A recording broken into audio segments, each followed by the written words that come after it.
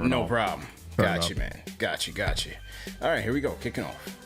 All right, here we go. Salute to NBA Nation on this Thursday afternoon. Another edition of the NBA Report, man. CP the Franchise, Alex Rotaros, and special guests, man. Oh boy, the list of guests are piling up. The who's who of the NBA are coming on this show, man. And today we have none better than my guy Kevin O'Connor, man. Covers the NBA from The Ringer and for Fanduel. Put some respect on his name, man. So we're going to chop it up. Got a great show today. We're going to touch on some Knicks offseason, a little NBA Stock Watch, and our top 5 NBA nicknames, man. It's a little offseason show, so let's have some fun with it.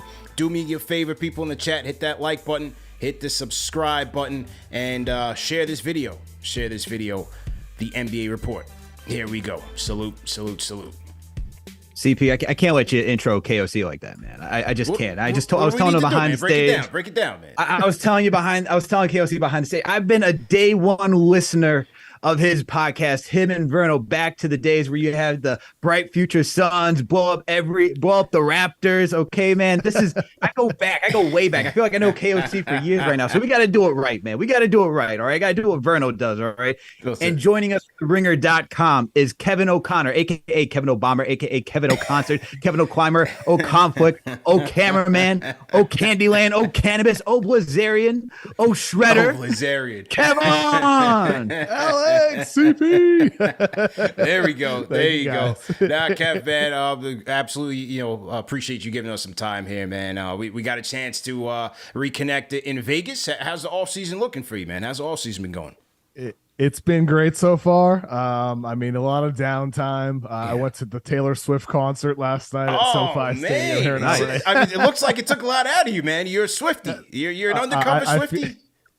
I think now I am a Swiftie. Yes, I was a casual Taylor Swift fan the last 2 years. It was an awesome concert experience. Like a stadium show like that, unbelievable. And I got some shows coming up as well. Mount Joy, some friends playing that band at Red Rocks at Colorado, and cool. Gonna do some trips elsewhere in the U.S. as well. So gonna enjoy. I'm working ahead though for the upcoming season too. I'm trying to be very ahead on things. The 2024 draft, trying to have some preseason pieces ready to go. So I'm taking a lot of time to chill and relax, but also trying to prep for the year ahead and have my best season. Got to, man, because boy, oh boy, you put in work.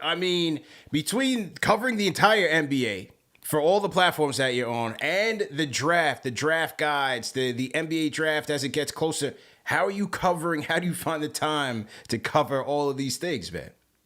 Obviously, there's only so many hours in the day, and then I'm investing in, my own life, trying to hang with friends and my mom moved to LA a year ago, trying to do stuff with her as well and integrate her here. And obviously work is the number one thing in terms of absorbing time in your day. So it's just about balancing and kind of going with the ebbs and flows of the season and knowing when to invest a little bit more time into watching college basketball or focusing on the draft or watching all these guys on Synergy versus, okay, I'm going to watch these games live at night, or maybe I'll package them together in the morning and bang out a 2.5 hour game in 45 minutes. Or maybe sometimes you'll just watch the fourth quarter. Sometimes you might just watch the minutes a rookie played for the 15 or 16 minutes he got a chance on the floor. So I think it will be my 8th season with the Ringer.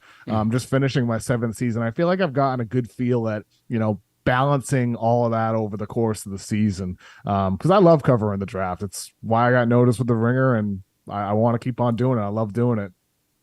Kev, you just hear the passion when you and Verno talk on your pod, whenever you do anything, right? And you can tell through your work and your writing. If for any aspiring basketball analyst, content creator trying to break in, if you could give them any word of advice, what would it be?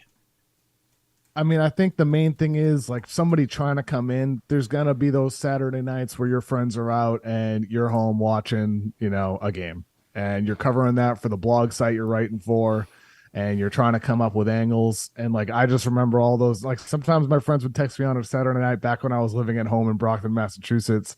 And it's I got to watch the Celtics game tonight, and I got to write this blog for Celtics blog and then come up with an article idea for next week. Sometimes those sacrifices have to be made, and that's the reality of it. And I think the second thing of, is with those ideas, finding out what like I write stuff that I would enjoy. I try to cover the games and cover the league and the stories in ways that I would like enjoy that content. So it's like, what do you like? What do you feel like you're good at?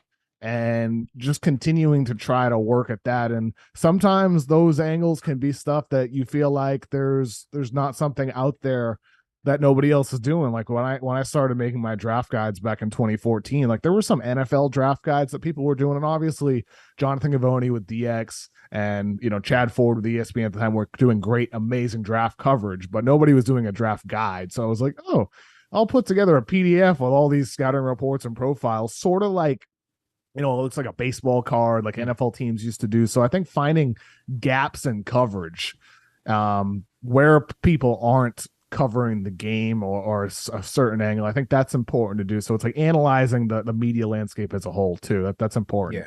Yeah, I definitely agree with that. And, speaking of the landscape, obviously the podcast landscape is becoming more and more saturated. You have now your player pods, a lot of players having a lot of success there, from JJ Redick, Paul George, Gilbert Arenas entering the arena here. You're seeing major deals from what Bill did with Spotify, Pat McAfee, and what's going on with ESPN. So what do you think about the media landscape now, as more and more fans are kind of going to more niche products or players who they're a fan of, and kind of moving away from the traditional broadcast or those type of shows?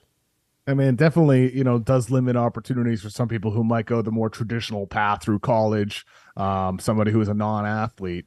But at the same time, I mean, like it's an open competition for these jobs for anybody who wants them, including from athletes. And there's always been athletes in sports media since we were all little kids. Yeah, like we've always seen athletes on TV, and I think the fact they're getting into the podcast game is awesome. Like when Paul George announced his podcast, I was like, a Paul George podcast? Yeah. I don't want to, but like the Paul George podcast is actually really good. It's actually one of the best player podcasts. Like Austin Rivers has a podcast with The Ringer, and he's one of the best voices in sports media, I think, in terms of having hard, honest opinions, just like straight up conveying his thoughts, and does it in a clear, concise way. Like he's actually legitimately good. So like I think the player experience is incredibly important, and I think it's great more players are doing it. Not all of the pods are good. But like I think over the course of time, like the players who are good at it and like doing it and are willing to work hard at it, like Paul George seems to be, like Draymond seems to be, and JJ Redick has turned it into a monster for him, post career. I think it's awesome, and for fans of the game, like isn't that what we want? Is like more insight into the players and the way they view the game and the league as a whole and each other. I hope it continues to grow. I think it's awesome, and I like one of my goals next season to have more players on my shows. I'd like to talk more with players, and because the openness is great, you learn a lot from them. Yeah, absolutely. That'll be dope. Yeah, I agree with you there. And, from a player's perspective, like you said, you're getting that lens into the league that no one else can give you, right? Because players are giving you their experience. They're giving you some insights into the huddles, into the locker room, into areas that the fans don't see. But also, I think from the alternate media platforms, it's, as you said, it's the honest conversation. It's authenticity that the fans are really flocking to. Like, they want the real. And that's why I think you're seeing so much success from McAfee. McAfee goes on a show with, tank top and off he goes. Totally, mostly unscripted, no structure, but still a fantastic product, man. So he's a punter. And he's a punter. He's a punter. It's like Jeff Teague, like kind of a career, journeyman point guard. Like his clips have been going crazy on social media. Yeah. And that's part of it. Like some of these shows, they are like the podcast for players sometimes is a vehicle for social clips. Because like that's what spreads. Sometimes like the listenership might not be as high, but I think it's really, really cool. I do. And ultimately over the course of time, what I want, like with Draymond's podcast, I would love with his interview with certain players, he would be critical, and but maybe that comes post career. That'd be nice. I like the potential's so high. Yeah. It is. Absolutely, man. What was the experience like with Fanduel this year? That was a big accomplishment for you, man. What was that like? I mean, it felt like, I mean, it was an awesome opportunity. I love working with like FanDuel, and I think that's going to continue to grow. It felt like we launched in April. Like our first show is, I think, the week of the play-in tournament. Mm-hmm. And so like, I felt like the playoffs were like training camp or preseason in a way, where we're trying out some stuff, figuring out what doesn't work, getting through some mistakes, and figuring out the best way I can, prep for shows, the best way production can handle stuff. So I don't know, like we learned a lot. I hope to build on it next season and make it even better. It felt like a podcast on TV more so than like a TV show. I want to have like more elements of a TV show style stuff and experiment some more. But for a first stretch, April through mid-July, I'm happy with how it went, and I think with Beyond the Arc, that'll only continue to get better, and I look forward to seeing how it grows this coming season, once we kind of iron out what my content plan is going to look like with the Ringer. Yeah, I mean, everything you've done has been great, KOC. So like for Beyond the Arc, like, is there any direction that you're thinking about right now? Because as you said, it's just the early stages of it. So is there anything that you really want to explore right now with it?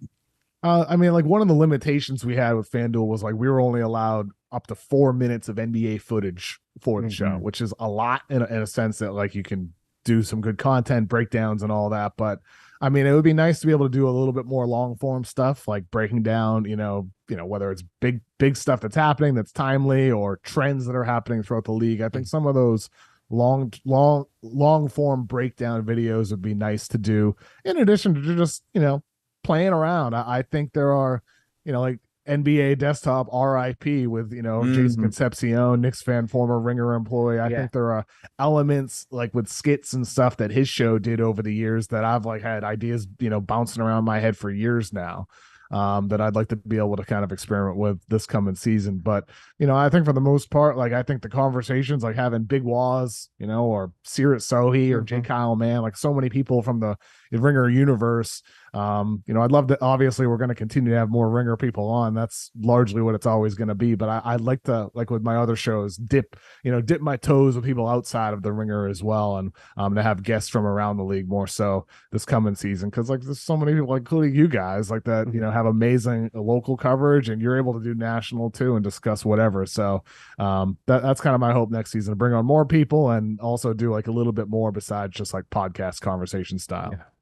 Good stuff, man. Definitely wish you a lot of luck with that. As we look at the league, obviously most of the free agency action has come and gone. We're still waiting on the big trades. Where will Dame go? Where will Harden go? But the Knicks made a little bit of noise yesterday by re-signing Josh Hart to a 4-year, $81 million extension, bringing the entire deal, his deal with the Knicks, to 5 years, $94.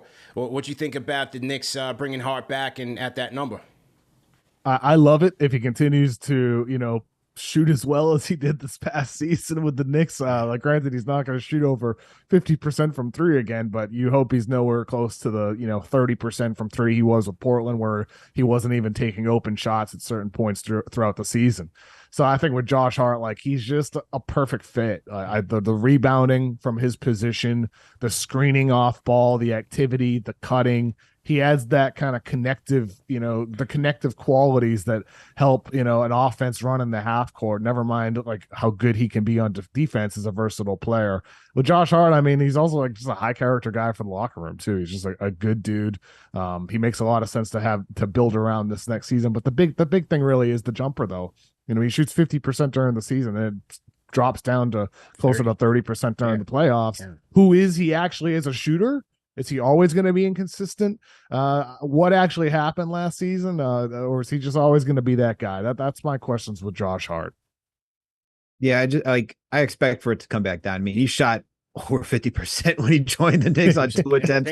It's kind of hard to maintain, but the transitional stuff, attacking and transition, the defense, that's all going to be there. Just his grittiness for a Tom Thibodeau-led team. We know we're going to get that. But like, as you said, KOC, if like he can get that jumper to fall, that would be key. My question is like for him, like, or not necessarily for him, but for the team, is that the way I look at it now is like he and RJ, like what fans want to see RJ do, he can do that. So I'm wondering, like, what does this mean for RJ when it comes down to crunch time? He got the extension last year. So my thoughts are like, what's happening for RJ in the future?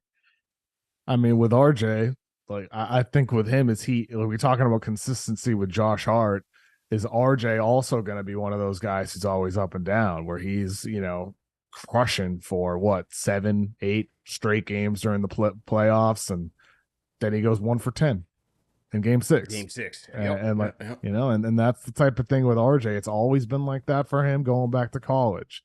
And like the highs are amazing, the lows are really frustrating, where you just want to trade him and move on to somebody else. And maybe that's what ends up happening. But with RJ, I hope he finds some level of consistency. Like you want that steadiness each game. You don't want the highs and then like serious lows. You want highs and then like it regulates back to norm. Highs and then back to normal. But like when it's high then low, like that's where it's really tough when you have a 1 for 10 in a must-win game. So with RJ, I think maybe like that. I think it can work. I just wish he wasn't, didn't have as much demand on him as he seems to have. Yeah. Where were you on him? Go ahead. Where were you on him for your draft? I can't remember what you had for him for your draft guide. How did you feel about him coming into the league?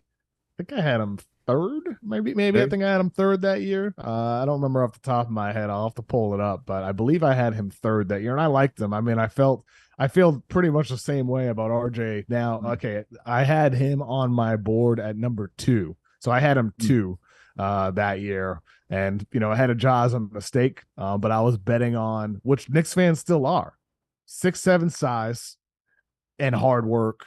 And like that being able to manifest into consistency. The consistency hasn't happened, but his weaknesses are still very much the same now as they were then. He's just a better version of himself. So can he find consistency?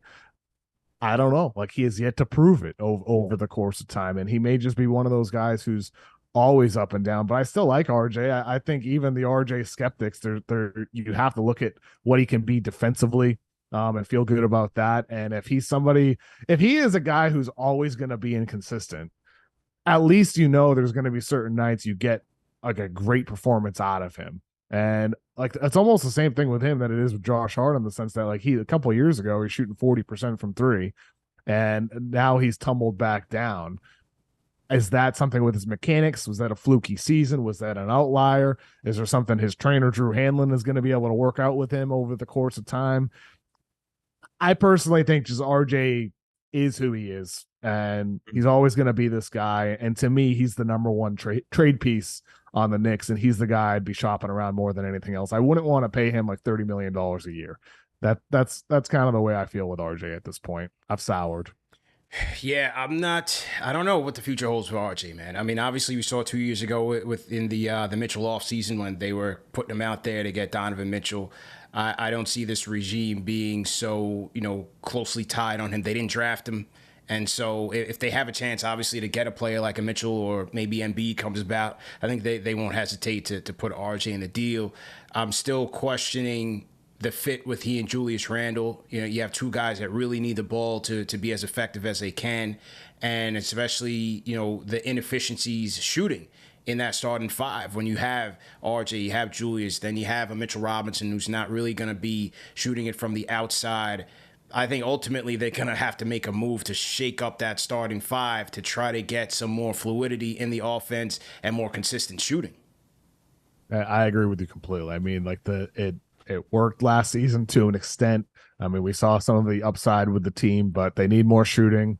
They need more consistency, and all the key guys you're listing, they don't have that consistency. Yeah. for this reason or that reason, where it's Julius Randle going from dominating to moping, or guys making shots to going ice cold. It's a lot of inconsistency on the Knicks, and you need that stability to become a championship team. And fortunately the Knicks do have the pieces. Like they have bunch of future first. They have their own. They have some young talent that they can put into deals, and they were patient this year, kind of waiting for that opportunity. It seems like so. I think for the Knicks, they got better with their addition with Dante DiVincenzo, and you hope the young guys get better, but ultimately it's going to have to be a trade that propels them from really good team that's in the playoff race to they're actually contending for a championship. And that's what you want to be, not just a playoff team. What did you think about, their offense finished third in the East during the regular season, but a lot of that was you had Brunson and Randall killing in isolation. They were mistake free. They were careful with the ball. They got a lot of second chance opportunities, a lot of offensive rebounds and putbacks and things of that nature. But in the playoffs, especially in the Miami series, it seems like all of those advantages are almost nullified. Their offensive rebounding edge, being able to take care of the ball, just making several mistakes against a very stingy and aggressive Heat defense.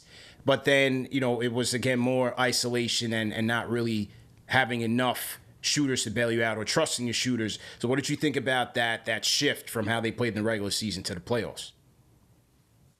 I mean, I wonder if they need to start building some of those better habits over the course of the full regular season. I think there were times, like you said, the Knicks offense was great. It was a great offense for the regular season, but there were moments that the offense gets stagnant. And, I was looking up earlier their isolation numbers on Second Spectrum, and like they had 25.1 isolations per game, which is the fourth most of any team over the past 6 seasons. The 1920 Rockets, James Harden iso ball Rockets had 38 in 1920. The 1819 Rockets had 32 per game. The 21-22 Raptors had 26 per game, and the 22-23 Knicks had 25.1, fourth most over the past 6 seasons, kind of this kind of contemporary era. And granted, they were super efficient at it. They were one of the most efficient teams of all of those teams over the 6 seasons. But I mean, I just wonder if maybe sometimes the downfall of that comes in playoff moments where they could get a little stagnant at times. I think with, Jalen Brunson, he is unbelievable in isolation. He is unbelievable in pick and roll. And anytime you're running pick and roll and sometimes the defense switches, it does force you into those ISOs. It is a tool you need to have. But, maybe with, some of the guys that they have, like these high IQ players who know how to move without the ball, Hart and Grimes or quickly, like these guys like that. I wonder if that's kind of the evolution of their offense that they need to have in the playoffs sometimes, where it's like, how can we get these guys who are so smart into motion more often? Then you can toggle between movement in the half court and cutting and screening off ball like Hart loves to do, and then go right into your ISO. And that versatility is maybe what could, help things carry over from the season into the playoffs. Yeah, I mean, it has to, because especially when you look at some of your contenders, the teams that finish in that Final Four, the Final Two, the champions, a lot of the times, teams vary from year to year in terms of their style of play, but a lot of the times you see a couple of common factors. Number one, their effective field goal percentage is usually top 10, right? Highly efficient, whether it's high percentage shots or from three. But number two, they move the ball very well. Their passing numbers always up there. You look at Miami, Denver, they're right up there. Passing the ball, moving the ball, assist percentage. With the Knicks, even though their offense finished in third, every year under Tibbs, they're always in that bottom third quadrant in that category. They just don't move it enough.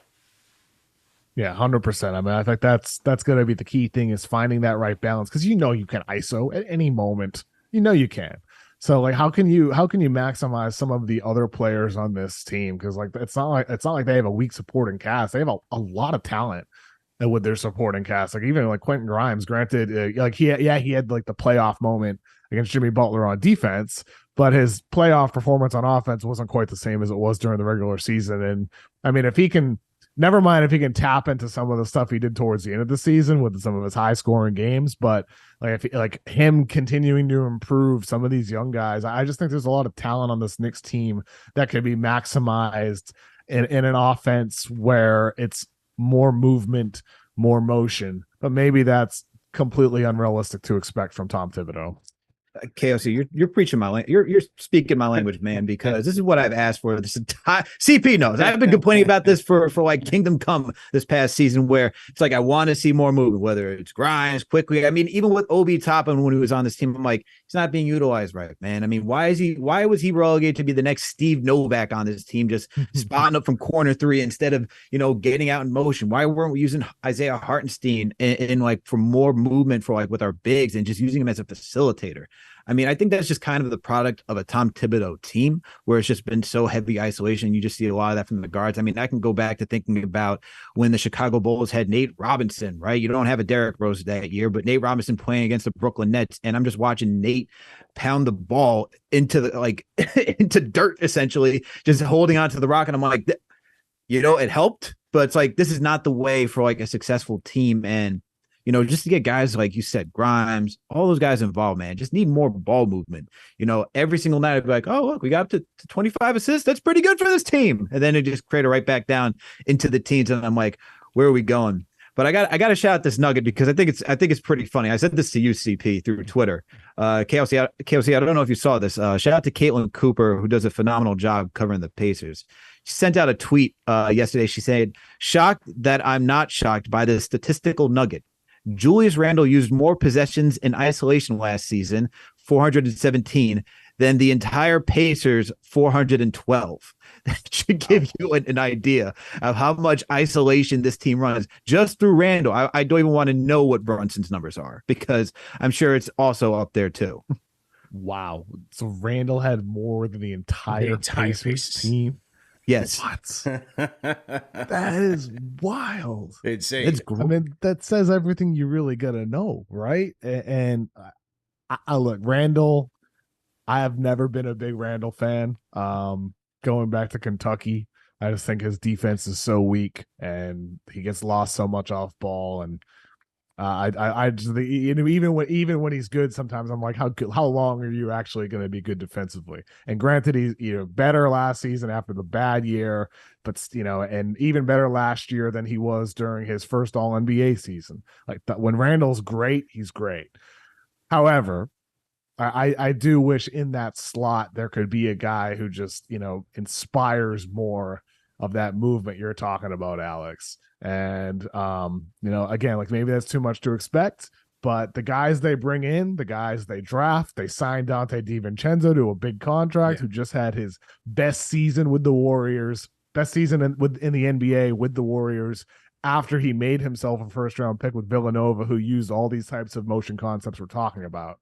And I just think the guys they're bringing in seem to indicate from the front office side of things, this is what we want and what we desire to do. And it is weird though. Like we're talking about the Knicks like as if they had some crappy offense. Yeah. But it's like the playoffs are just what matter so much more. Like yes, they had this amazing regular season offense. How much does it matter when it went in the toilet during the playoffs? Right. I mean, that's all that ultimately matters. It doesn't matter if it's a 10, 11 game sample. They were not good in the playoffs, and that's what matters. But once again, we're talking to Kevin O'Connor, who covers the NBA for The Ringer and Fanduel TV, man. So to everybody in the chat, hit that like button, hit that thumbs up button for you boys, and share this video. Kevin, on DiVincenzo, as you said, had a great year with the Warriors. How do you see him slotting in and fitting in with this Knicks team? I think he's a nice addition. It's like a solid salary number that they got him at. If he's continues to shoot the ball well as he did with the Warriors last year, with his ability to not just be a spot up shooter, but he's the type of guy who can run a secondary pick and roll for you. He could create some opportunities for Brunson off ball as well. He can attack from the weak side at a closeout. So I think with DiVincenzo, that's the type of thing with him that he should fit into this offense, especially as we're talking about the potential evolution of it. So I do like the signing. It makes a lot of sense, and it was a area of need today. And it's a type of thing that, as we were talking about earlier, could make a Barrett a little bit more expendable. It could make it quickly, somebody like that, if a trade opportunity comes up where you have this kind of, stable of good, solid wings, that maybe you end up trading one of those guys and don't feel like you're losing a lot there. Yeah. Yeah, I definitely agree with that, especially with now you have more glut in the guard rotation. So whether it's starting, middle of the rotation or closing games, Tibbs is going to have his work cut out for him. But I still agree that this was the right move to make. He was kind of the best of what they could do with the mid-level, in my opinion. And so they went out there and got it. Josh Hart made the sacrifice for him to get it. But there's still one more big piece that they need. To me, this team is still capped as a second-round team. I don't see them as a legitimate Eastern Conference Finals team. Sure, if they go on a run, some teams do that, but I don't see them as a legitimate contender. A lot of people have their eyes on Philadelphia. What does your gut tell you between what's going on with the Harden situation and ultimately what happens with Embiid? I mean, with that, that's what could end up determining what happens with Joel Embiid. With if James Harden gets moved for the proper return and allows this kind of reshaping Sixers roster to accelerate, or step up what they're trying to become as a championship team. Like with Joel Embiid, as amazing as he was last season, the same thing happened in the playoffs where efficiency dips in the playoffs. It's almost the same conversation that we just had with the Knicks. This kind of stagnant, slower paced half-court offense, and Embiid's efficiency dips. How do you get him to get better in the playoffs like we just saw with Nikola Jokic and the Nuggets? How do you elevate his play like we saw with Giannis and the Bucks a couple years ago? So for the Sixers, I've always been a Harden guy. I've always liked James Harden, and he's been pivotal this past year and a half with that pick and roll with Joel Embiid. It's been one of the league's best pick and rolls, but in the playoffs, it just gets stagnant and doesn't work. So if I'm the Sixers, I'm looking for the best return with the Clippers or whoever some mystery team might be for him. But like the tough part is like Daryl Morey, like you can't take a deal that makes you worse though. You can't take a deal that, you feel like hinders your chances of winning a championship, because that's what could lead Joel Embiid in a year to say, you know what? I want to go somewhere else. Or in 2 years to say that, like however long it might be, 1 year, 2 years, a year, 2 years, 2.5 years. If Joel Embiid gets to the point that he says, I want out of Philadelphia, then it's all over. Like Daryl Morey, you've lost your job. The whole front office lost their jobs. The team's rebuilding, and Embiid's in a new place contending for a championship. So every move needs to be about that. And like for James Harden, man, like that's like, I just don't think there's a lot of interest out there. I have yet to hear of a team that other than the Clippers that even cares to entertain trade talks for him. But maybe there is a mystery team out there that we don't know about. So you don't think that? So I guess I got two questions for you. I'm going to start off with this one, Kev. So for Harden, right? Like you don't. I guess what would have to entice another team to like take his contract on and like you see the value in him at this point, because he is declining, right? He's not the most athletic guy that we've seen over the years. He's been a guy who's able to draw fouls, finish through contact, but the league is changing where they're not making those type of calls anymore. So like if you're a team outside of the Clippers, right, and think about pairing him with Kawhi or PG, like what other team is out there that's looking for someone like a James Harden on that contract? I think it's a team that is desperate and willing to take a swing on somebody who may or may not have a chip on their shoulder now and be in a prove-it year, because he didn't get the money he anticipated from Philadelphia or anybody else this offseason. That's why he opted into the player option that he had, because he realized the market out there was insignificant for him. So if he can kind of pull a Chris Paul the year he goes to Oklahoma City and, changes the way people around the league portrayed him as somebody who still had years left, it's not like Harden like sucks. I mean, he's still like a really good player. He's still one of the 20, 25, or maybe you want to say 30 best players in the league. He's still a really good player. He's just not the top 10 guy that he was before. So I think for teams, maybe if you feel like you can get him on good value and then increase that value even more, whether it's a player that you decide to keep, like let's just say, Minnesota, somebody like that, where they're kind of, playing with a Damian Lillard idea if they were to get desperate and go for a Harden, or somebody like if Miami doesn't get Dame, but would Philly want to trade within their own conference and help out the Heat? I can't imagine that. Yeah. I just don't think there's a lot of teams that make any sense for James Harden with where they are today. Like it doesn't make sense for these playoff bubble teams in the West, like Maybe Minnesota it does, but it doesn't for OKC.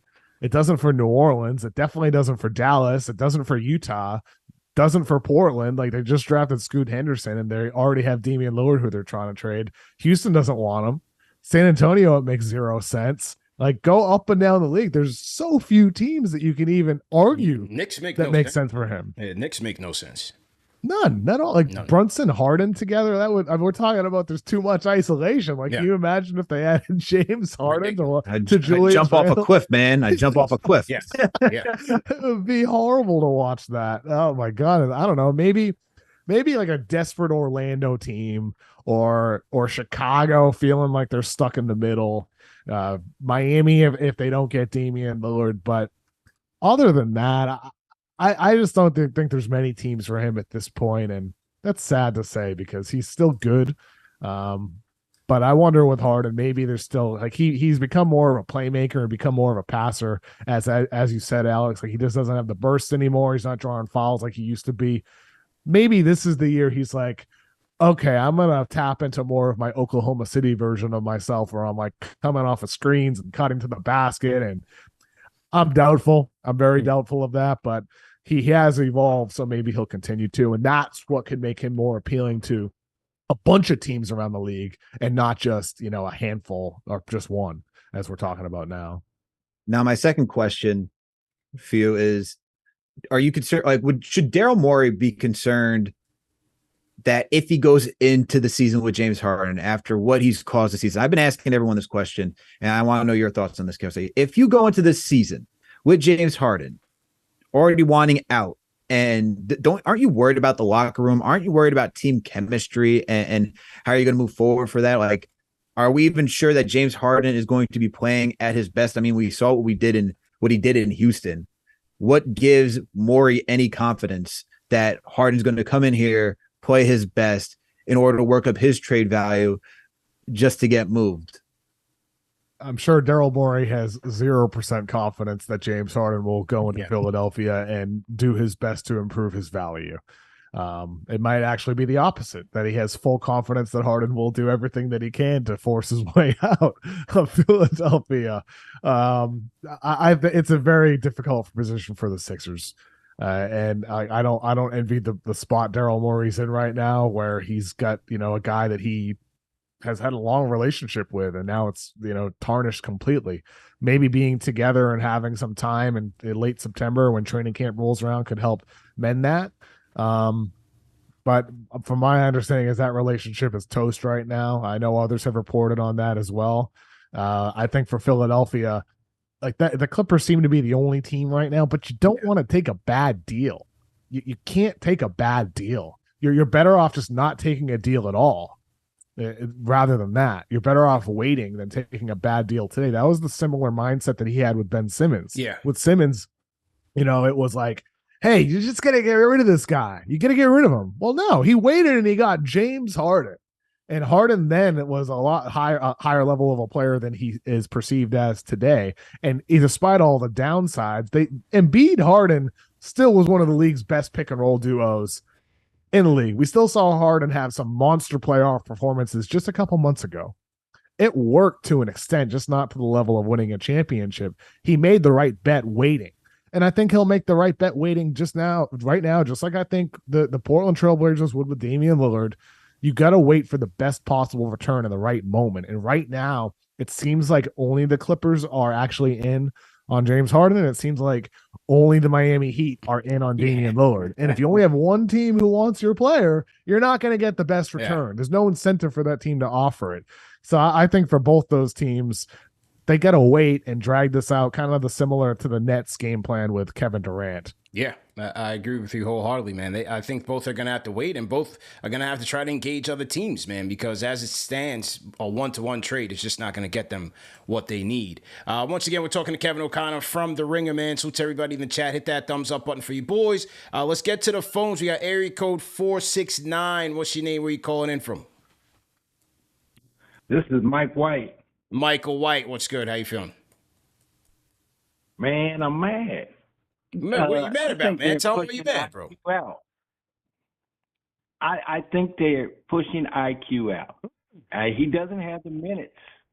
He's not. How can he get the minutes if he's not getting 1 minute? 1 minutes are 38 with Jalen, and then DiVincenzo is not here for 10 minutes. Then they signed both of him and Hart for, $50 million, or in Hart's case, $80 million. Yeah, I didn't like that. I thought that was poor. I think that's poorly done, and it's obvious that they're going to trade him before the trade deadline. Okay, so Michael White is saying they are squeezing, appreciate the call, they are squeezing IQ out of it. Well, look, he's still going to be your backup point guard, right? He's still going to be a backup point. I think where it comes down to, determine whether or not his minutes are going to get cut is closing time. He's been a fan favorite of Tibbs as a closer because his two-way play. His defense off ball, he's been tenacious. On the ball, you need that lightning rod, and Tibbs has gone to him as a closer for the last 2 years now, logging probably, I think, the most fourth quarter minutes of all Knicks players. So now, obviously Brunson is a stalwart. Where you go at the 5, you never know. Brunson and Julius will be there. But it's the 2 and the 3. Those are going to be the biggest question marks. Are you going to go with IQ? Are you going to go with Grimes? Are you going to go with DiVincenzo? Are you going to go with Hart? You literally have 4 options for 2 spots in crunch time. And depending on how players play throughout the game, every night, every loss, I was saying this the other day, Kev, after every loss, fans are going to be questioning, well, why didn't you go with this guy at the 2 or the 3? Every single loss, you could put that in the bank, man. Now, Kev, I know you had some words about IQ during this past season. Knicks fans got on you for apparently not hyping him up as you should. So now this is your floor and your chance to do so. When I say I think he's not a me and Verno said not a building block or something like that. Yeah, exactly. I forget the way we reframed it. Like IQ is a good piece. That's the way I feel about IQ. I voted him as 6th man of the year.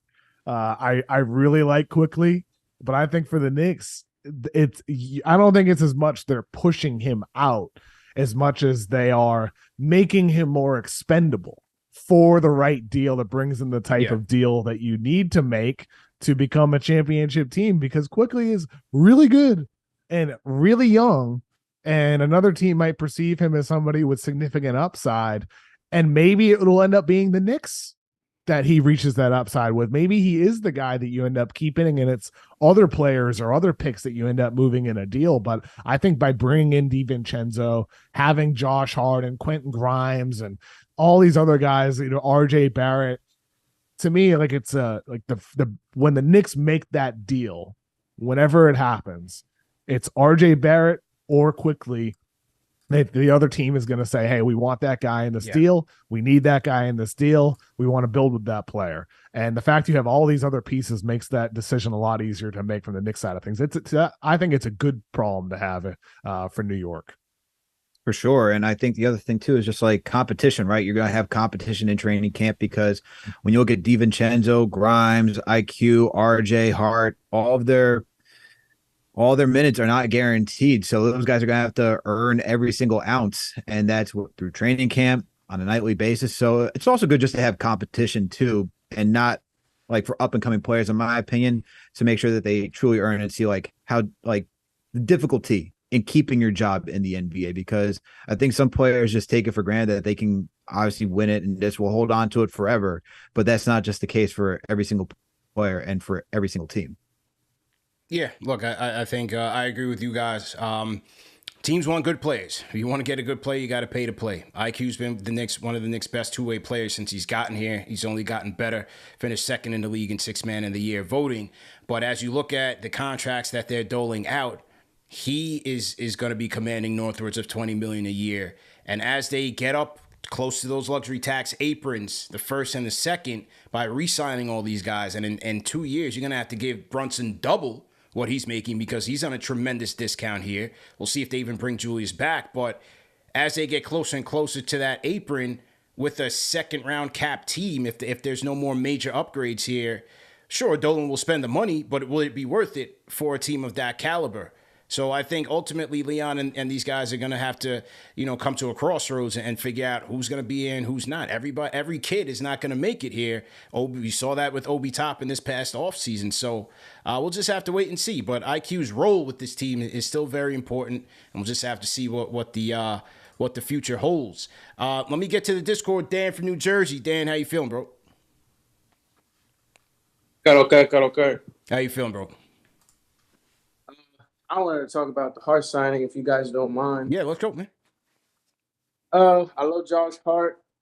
I'm not exactly sure what this means in terms of how we're gonna come up with the money to pay Quick and Grimes. I know the cap has gone up and we're gonna have the space.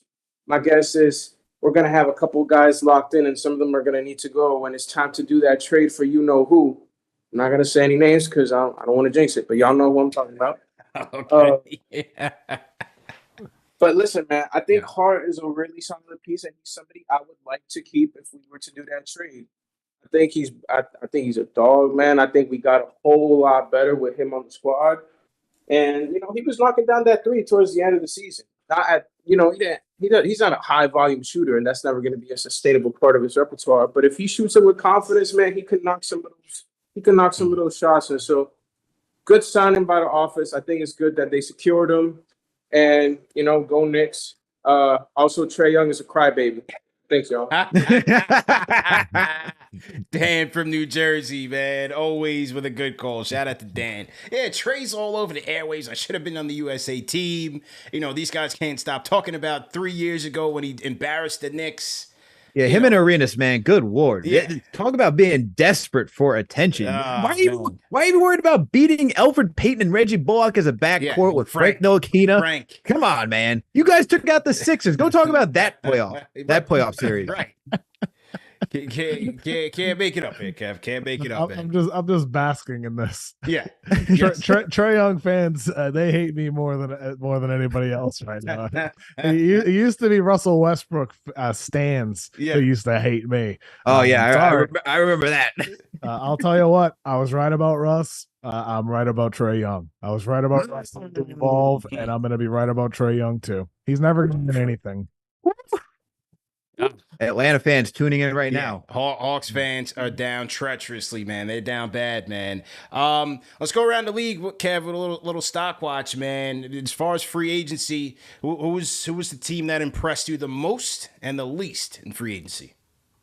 I think the biggest winner, it's got to be the Lakers. Yeah, just the fact they got Austin Reeves back at like half the price that they expected to be able to re-sign him for, that a lot of people expected them to be able to do. And I just think like the way in which they have been able to kind of run back what they did to close last season in an enhanced way. Like you bring back D'Lo, who hopefully, as a Lakers fan, can build on what he did and what he struggled at in the playoffs and do more of the good stuff that he did during the season. You get Rui Hachimura back. You add a Taurean Prince. You add kind of a young upside guy like Cam Reddish, and you get, a Gabe Vincent, who was very important to the Heat in their run, who's a good two-way player in that backcourt. You add upside guys like a Jackson Hayes, who adds a new element to that front court as a lob threat. I just think with the Lakers that they added the right supporting pieces. And even like the young guys like Max Christie, who I'm super high on, what he's become, last year in the G League and then carrying it over to Summer League. I think they have the right supporting cast pieces around LeBron James and Anthony Davis that for them, obviously AD needs to stay healthy. He signed that big extension that he needs to stay healthy, but also LeBron James, what he was April in the playoffs versus what he was back in January and February was a dramatic difference. And I know it looked like LeBron declined a lot.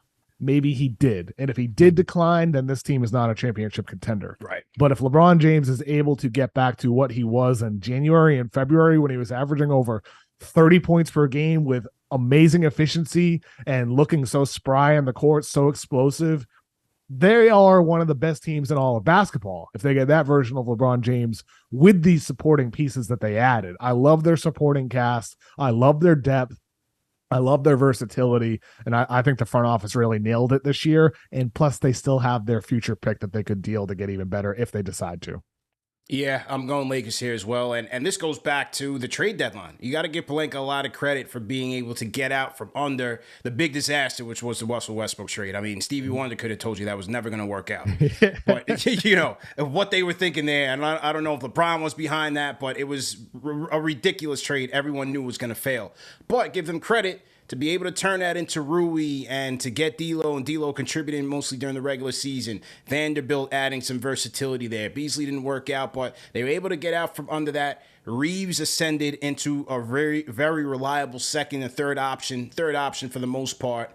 And then you had the rest of the supporting cast filling in. They got some wing depth there with Taurean Prince. We'll see what Cam does. I think Cam working with LeBron, to me, it's now or never for Cam to really get it together. And now, though, Gabe Vincent, good pickup. And now it's really just health that's, to me, in their way. And as you said, determining how LeBron James looks coming off that foot injury and whether he can maintain a ridiculous pace at 39 years old, man. Al, who's your team? I agree with both of you. That's the Lakers. I'm gonna go a little different. I'm gonna go with Memphis though. I like what Memphis did this offseason, getting Marcus Smart to be that leader for this team. I also like the signing of Derrick Rose to help Ja Morant. I just think that team is positioning themselves to make deep playoff runs in the future. And I think just having a guy like Smart, who, I know he's got a lot of complaints about taking the last shot over Tatum and Brown for his time in Boston, but the fact that he was, in my opinion, the only guy confident enough to take those shots, where it seemed like Tatum and Brown shied away from those moments at times, says a lot about him. And I think having that type of heart, having that type of grit for a team like Memphis that needs that maturity, I like what they did this offseason. I see them taking a step forward. Kev, what about losers or the team you didn't feel like did what they needed to do in the offseason? The Raptors. They decide not to trade Fred VanVleet at the deadline, then they lose him for nothing. The additions that they made, they replaced VanVleet with Dennis Schroeder. They re-signed Jakob Poeltl. They signed Jalen McDaniels, who's solid, and they drafted Grady Dick. But I just think for the Raptors, not trading Pascal Siakam, not trading OG Anunoby, they're in a team right now that just feels like they're stuck in the middle. Direction. And maybe what the Raptors are doing is a lot like what these other teams are doing. Like the Knicks are kind of waiting for the right moment to make a deal. Maybe that's what the Raptors are trying to do. But it just feels like a team that everybody that's reported on this team around the league and everything that I've heard is that they're kind of like undecided on what direction that they want to go. And that's a strange place to be if you're a Raptors fan right now, especially after losing VanVleet for nothing. Just seeing a guy walk like that's the last thing you want to happen. And a ton of people saw that coming, that he would sign into money elsewhere or demand a sign and trade. And he ended up signing into money with the Rockets. And like that's very disappointing for the Raptors. Yeah, they look like they're directionless, and with Ujiri, that's kind of surprising because he's a guy that said, "Hey, listen, I don't want to be a play-in team, right? It's either you're at the bottom or you're trying to be close to the top." Right now, it just doesn't seem like it's very clear. I mean, they lose VanVleet for nothing. They bring in Schroeder. They re-sign Poeltl, who they liked, is a good player. But the Siakam thing is interesting because he's saying he doesn't want to sign with any other team. But the Raptors haven't said whether or not they want to sign him to a max contract. And then the Anunoby situation. So it seems like they're all over the place. How about the Kings, though? Because the Kings really surprised me in that they were able to free up all that cap space. There's rumors that they were going to go after Kuzma. They still need substantial upgrades to their defense, which from a Mike Brown team is very interesting, right? They have probably the best offense in the league, but their defense was way behind. They lose to Golden State in the first round. Were you surprised that the Kings really didn't do much with the money that they had, despite, bringing back Barnes and some of those guys? I mean, it seems like there just wasn't anything that made sense to do with that money. I do like some of the stuff they did, and they added Sasha Vezenkov, EuroLeague MVP. I think he's a perfect fit for their system and is somebody who could subtly could be a Rookie of the Year candidate. I think, Sacramento, they have the type of system that I'm not worried about everybody kind of knowing what they do and who they are, much like the Warriors over the course of time. I think that type of offense will allow them to continue to be very competitive throughout the regular season. But I still do have concerns about that Sabonis spot. You sign him for 215, 220 million, whatever the actual number was. We saw Sabonis, fall off big time during the playoffs. And it's not just because of how his offense regressed against the Warriors, with them sagging off and forcing him to make decisions and take inefficient jumpers. The defense, like with him, can you win a championship with Domantas Sabonis as a player making $200 million over the next 5 years with his defensive deficiencies? That's my big concern with the Kings, despite all the great things he brings to their offense in the half court. Can you win with him on the defensive end? And so if the Kings can make some progress on that end of the floor, if Sabonis himself can improve with some of kind of they have size, Keegan Murray, Vezenkov, Trey Lyles, with some of these, can you win by committee on defense? Can they get better on defense? I don't think they made the big move yet for that kind of rim protecting center next to Sabonis that will allow you to feel that confidence quite yet. I got to go with Atlanta. I'm actually not too thrilled with what Atlanta did this offseason. Like, I know they got Ty Washington and they got Usman Garaba as well. But when I just look at the other moves, like getting Rudy Gay and trading John Collins, like I know they've been wanting to move John Collins this offseason. I just don't see, for a team that, that wants to be relevant and has Trae Young out here looking for attention, I just don't see like what these offseason moves did to move this team forward. To me, it just seems like they're just staying at the same level as a play-in team. I don't see where you're going to get Garuba like any minutes over Capella. I don't see where, Patty Mills is going to come in and take minutes from Trae. I just don't see where Ty is going to get any minutes from as well. Like, and you also got DeJounte Murray over there. Like, where you're going to have those two guards out there, and sure, they're going to be interchangeable. We're going to have one out there and one sitting, but they're both going to get north of like 32 minutes. So where does that leave for everybody else out there? I'm just confused. It's with what Atlanta thinks they just did this offseason and how they're moving forward. Anytime you start off an offseason recap with Ty Washington, I mean, like, that's all it needs to be said. It ain't good, man. Who do you think the team? Who's your team that made the biggest jump this year? Biggest jump. I mean, I think it's probably going to be one of those teams from the bottom of the barrel.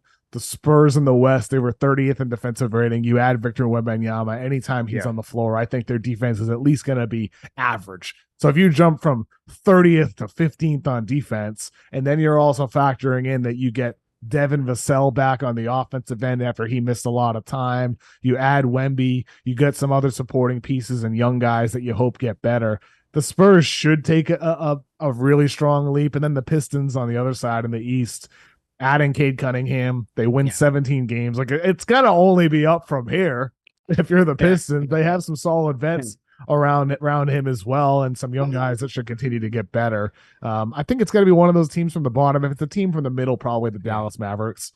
But I don't have full confidence though. I wouldn't go as far as saying they're the team that would step up, but of those teams stuck in the middle, they added a lot of wings. They changed the team dramatically, so they should improve, but we'll see. Yeah.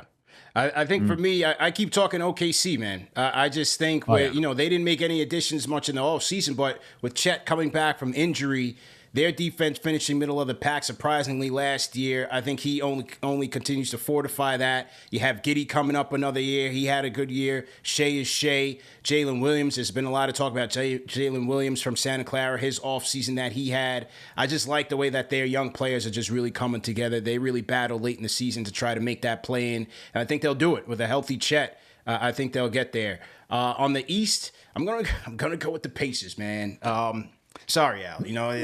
I just feel like the Obi pickup. This is very interesting. TM, bro, please help me out, TM. I just watch this. Please cut all these because of all the Obi talk I had to discuss with you this past season. My goodness gracious, it didn't work out here. Like I told you, I just told you it wasn't going to work out here, and it did. Dud pick. We know what you called them, CP. We know what you called them. Obi and Halliburton could be a hot ticket. I like what I saw from Jarris Walker in Summer League. I know it's just Summer League, but he showed a lot of impressive skill sets there, man, that I think Carlisle's going to be able to use him well. You got Mathurin coming into his second year. I like that team. I like that team. I think they will be improved. I don't know if they're going to make a playoff jump, but they'll be much more improved than they were last year. I love that pick personally. Yeah. Sorry. Yeah. Well, it's rooted in my belief in Tyrese Halliburton. I just think that guy is ready to blow up. If they give him the touches and the volume as a scorer on top of his playmaking, I think he could be like a 27 point per game guy with 11 assists per game. Like, I have a lot of belief in Tyrese Halliburton with what he can be if he's empowered as that player, and maybe this is the year that he will be. Okay, I'm going to start with the East. The East, I like the Orlando Magic, in all honesty. I think with Paul Banchero playing for Team USA coming back, he's going to be a little bit more savvy, get a little bit more experience that way. I like Anthony Black. I like that entire team, its core. You got Franz Wagner down there, his brother down there too. I think they have a good nucleus. Like, they're trying to figure it out. I think Wendell Carter is playing better than what he did out in Chicago down there as well. I think them as a team, I think they're poised to take another step and move up. Maybe even fight. I'm not going to give like the firm, like they're going to be a playing team, but I think they can give some teams a run just to get to like that 10th spot, because they're still a young team, but I do like what they got going on down there. And then for the West, I like what Utah did this offseason. Between Lauri Markkanen being the most improved, and I thought they had a really good draft. I think Utah is going to be another team that takes another step forward this year. And they were able to jump out really quickly at the beginning of last season, hold that number one spot for a little bit. But I think this year we're going to see even more consistency from Utah as well. So I'm looking for them to take another step forward. Who's taking a step back, in your opinion, Kevin? Let's go with the Wizards as the obvious one. They lose Bradley Beal. They add Jordan Poole, who is, he's going to put up big empty numbers in all likelihood. Yeah. For the Wizards, I just don't see them winning 35 games again. I think they'll probably take a step back. I think a lot of teams, like, there's a lot of teams that got better. So, like, I think the teams that end up taking a step back could just be the teams that don't stay healthy. And I think, the key thing, there is we already know John Morant's going to miss 25 games. So I'll say the Grizzlies. I like what they did this offseason. I think they got better when they have their full team, but they win 51 games. They're the 2 seed in the Western Conference. They were flirting with the 1 seed for basically the entire season. Are they going to be that great again? With Ja out for 25 games and then having to reintegrate him mid-season? I just think that's unrealistic to expect with all that change that we know is going to happen with them, that other teams are going to have to deal with over the course of the season. And guess what? They might too. They could have injuries as well. I'm going. I don't see the Warriors hype, man. I don't trust the hype. Clay's on the playoff PGs. They're hungry. They're this and that. They're old, man. They're old. And look, I doubted them the couple years ago when they beat the Celtics. I didn't think they were going to get there and do it again. I just think eventually the chef is getting injured. You have an older CP3 who's coming down. Clay never recovered from the ACL and the Achilles. He still can play at a high level, but he's not Clay. He's not Clay like he used to be. They lose DiVincenzo. I don't see much from their bench. The integration with CP3 will be interesting. I mean, a genius with a high-level IQ as him with those guys, I don't think it'll be that much of a problem. I just don't know through the course of an 82-game season and into the playoffs if they have enough firepower and health to really be a true contender like everyone is pushing them to be because they have names. I don't see it with the Warriors. And then in the East, I hate to count these guys out, but if Miami doesn't get Dame, I don't see it for them coming back and being where they were last year. I felt like they went on a incredible run last year. But if they don't get Dame and you have another year of Butler, Lowry being a year older, you have Kevin Love again a year older. Yes, you have Hero coming back. But, what Gabe Vincent and Strus really gave him last year, I think that's hard to replicate. They got on a really good run. And yes, I like Jaquez. I like that pickup. We'll see what Jovic gives them if he's still there.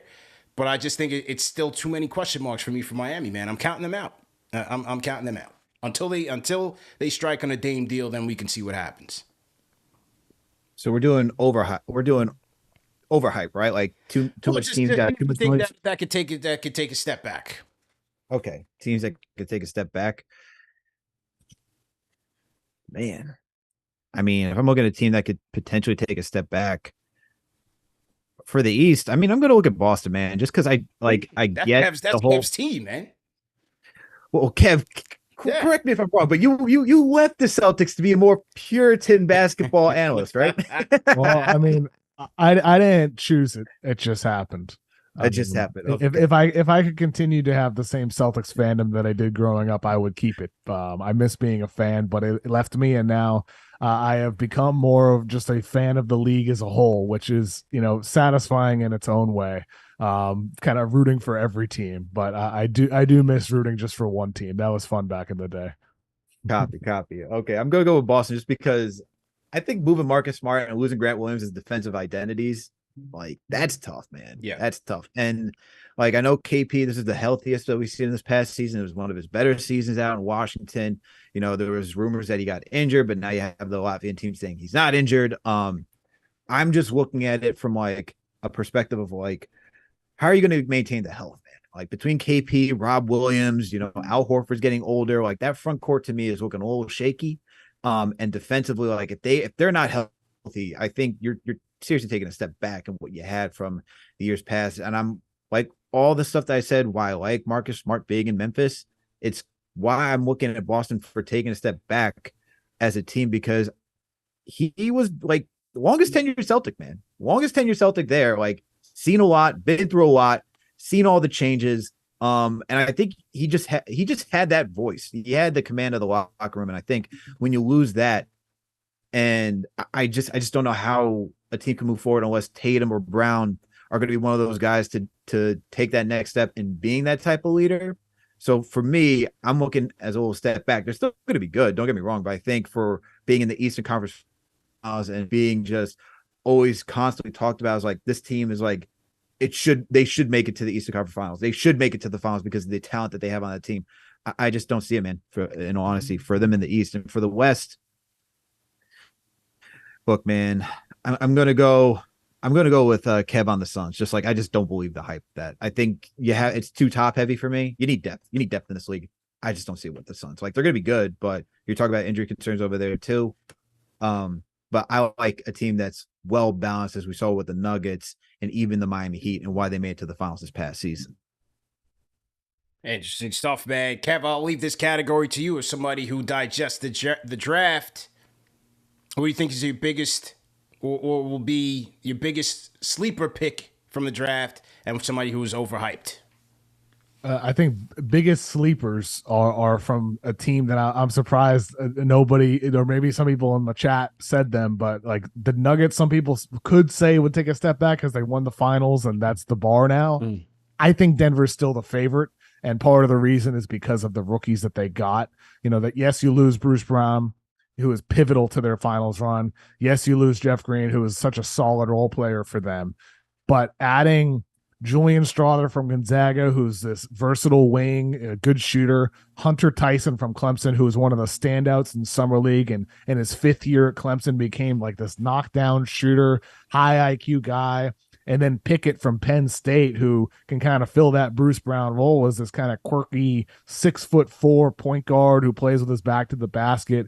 The three guys they added in the draft, I think, are all perfect fits for the way in which they play, and are the type of guys that can fill into the roles left by Green and Brown. Never mind the guys from last year with Christian Brown and then from UCLA as well. I think they have so many different guys that are going to be able to step into those roles. And those three rookies, I think, are the sleepers as impact players for this coming season. Peyton Watson being the player from UCLA who didn't really play a lot last year, but I love what Denver did and think they'll be able to step up this year.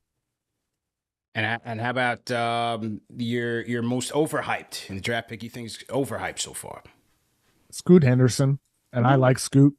I think Scoot's gonna be wow. really, really, really good. I just watched that the Ringer documentary yesterday morning or maybe 2 mornings ago. And like you watch that and like you can't help but fall in love with Scoot. I'm rooting for Scoot. I've interviewed Scoot twice. So like this is coming from me when I say this. I've cautioned Blazers fans from thinking he's a guaranteed superstar, which is that's why the answer to the question is about overhyped.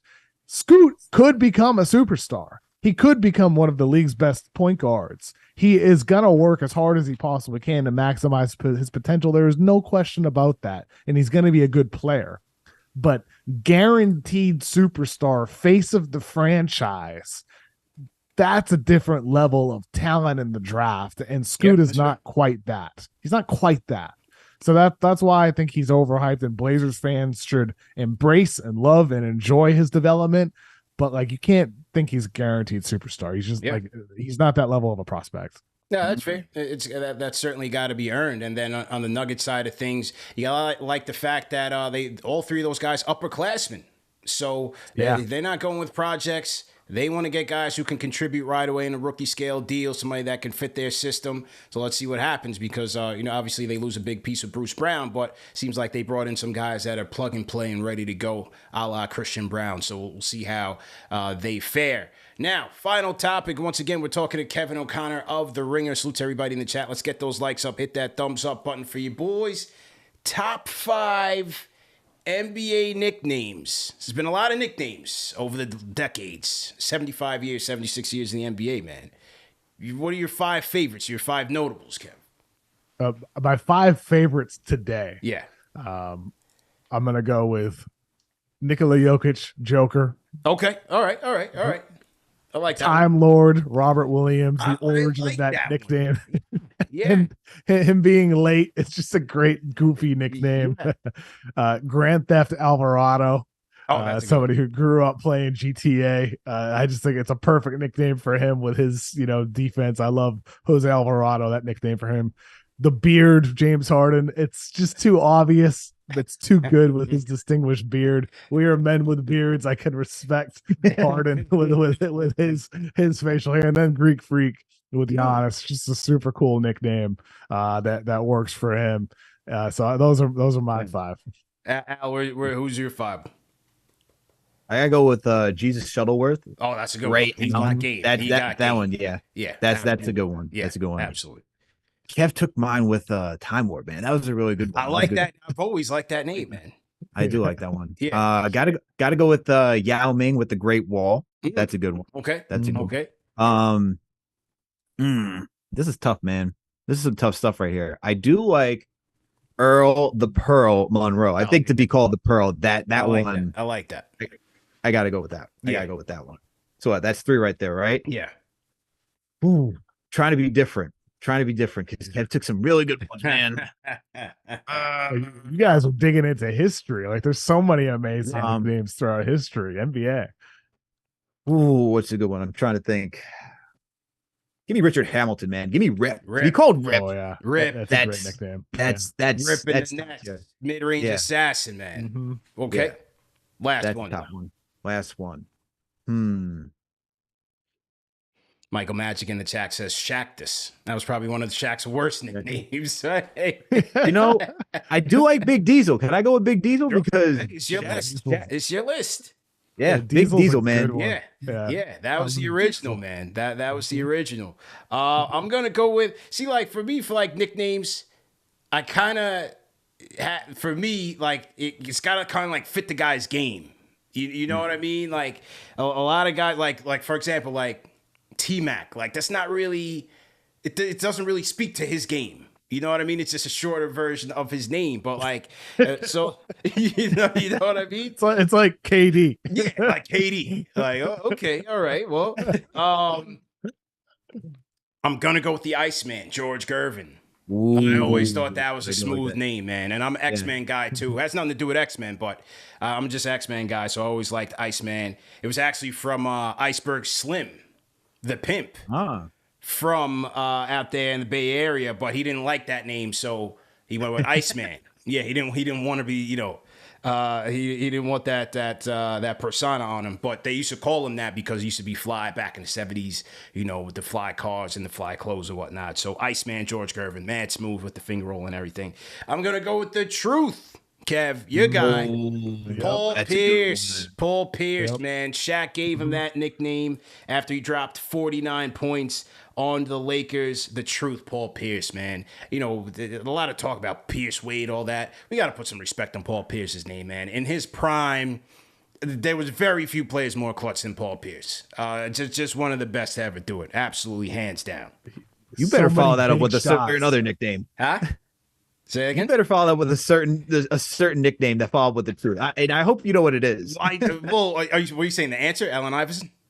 Exactly. That's on my honorable mention. But I have another one that I liked a little more. Half man, half amazing, man. I got to go with Vince. Go with Vince, man. That dunk contest is forever etched in our memories, man. Probably to be the best ever. I think it moved past the Jordan, Wilkins battles. Half man, half amazing. Kenny Smith gave him that one.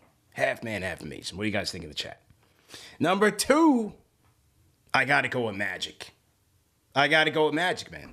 Spoke to his game. Right on point. You know what I mean? As a floor general, I got to go with Magic. I thought that was a perfect nickname. And number 1 for me, I got to go with the Black Mamba, man. Kobe. Mm-hmm. Got to put some respect on Kobe's name. It spoke to his game. All right, he took that nickname from Kill Bill, I think part 2, where the Black Mamba were like these assassins that were like real agile and stealth mode, and that was Kobe, man. That was Kobe. Sure. Rip your heart out, man. I got to go with Black Mamba. And Kobe was one of those guys that, like, even his first name, Kobe, as a nickname. How many guys in the league can you go off of their first name and know exactly who it is? Yeah. You know what I mean? Mello is like the other one, like where you broke his name, it's like Mello. Yeah. You know what I mean? Not LaMelo for the young people. Yeah. Mello. No. There's only one Mello, man. But yeah. I'm going with the Black Mamba Kobe, man. So what do you guys think in the chat? Give us your top 5 or leave it in the comment section, man. But Kev, absolutely great show, man. Definitely appreciate the time. Let the people know where they can find you and if you're working on anything, in the near future. I'm at Kevin O'Connor on social media apps. You can find me there, and got by the Mismatch podcast. That's my main show that I do at twice a week. We're still going every week during the NBA off season. That you can check out everything on theringer.com. That's where you can always find my articles and whatnot. And CP, Alex, you guys, I think we crushed our nickname list. Yeah, Look at that. Absolutely. We missed Air Jordan. Air Jordan. Yeah. That's the big one. I mean, it's so I don't like to give Jordan too much credit. I don't like to give credit. Dr. J, another one. Yeah, that's Dr. J. That's a good one. That's a great nickname. Yeah, the one that if I could go back, probably Mr. Big Shot. That's a Big Shot. That's a good one. Mr. Big Shot. Or the glove. The glove. Gary Payton. The glove's a great one. That's a great. There are a lot of great nicknames. Yeah. Are nicknames making a comeback? I mean, I listed all modern names. Yeah, you know what's funny? There's some good ones. You know what's funny? I checked it out on Basketball Reference. They called Julius Randle because of the old spin move. Yeah. I don't know if you got. I know CP notes, Kevin. I don't know if you know Randle's patented spin move back in the day, but he got the nickname Beyblade according to Basketball Reference. What? Oh, Beyblade. Oh, does anybody actually call him that? No. No.